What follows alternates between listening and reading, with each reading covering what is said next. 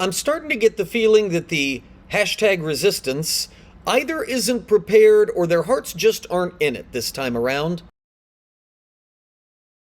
Whatever the case, there's no doubting the fact that some of the country's most animated voices on the left managed to step into a giant pile of fecal matter.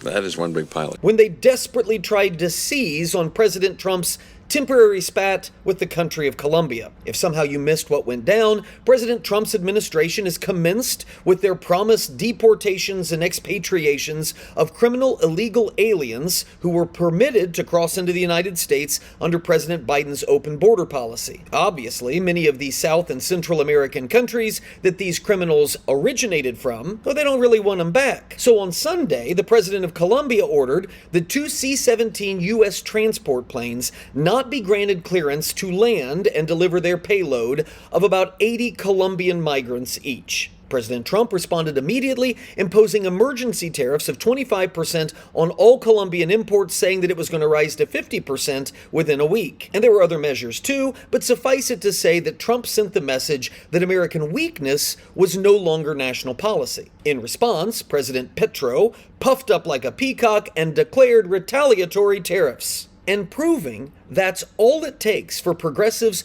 to fold like a lawn chair, leftist hordes began screaming about how disastrous it would be now that Trump had angered the Colombians. Democrat activist Rick Wilson leveled this dynamite zinger: enjoy wildly more expensive coffee to go with your non-existent eggs. One of the View's stable of Trump haters, Ana Navarro, bemoaned most of the flowers imported into the U.S. come from Colombia.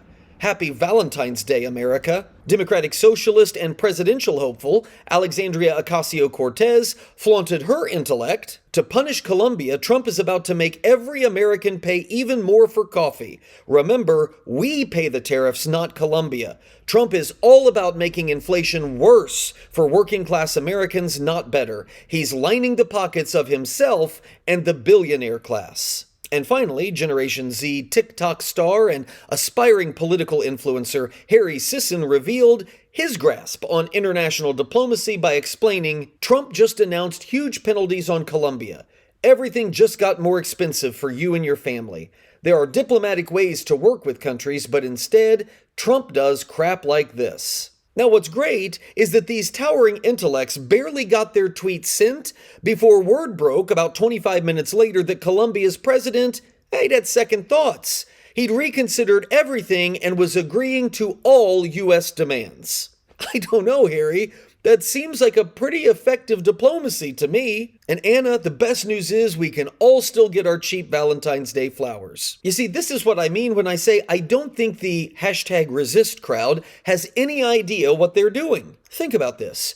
Coffee and flowers are about all that Colombia provides us. And there are other places we could get those if necessary. Meanwhile, Colombia relies on us for things like meat and fertilizer. Not to mention, Colombian imports account for less than 1% of all that America takes in, but about a quarter of everything Colombia imports comes from us. There's no way that a country like that is going to want a trade war with the United States. And the fact that progressives don't realize that is not just why they look like clowns trying to dunk on social media. It's actually a perfect explanation as to why our country is continually taken advantage of whenever they are in charge. And honestly, that might be something that Rick and Harry or AOC and Anna could consider and discuss over their next cup of coffee.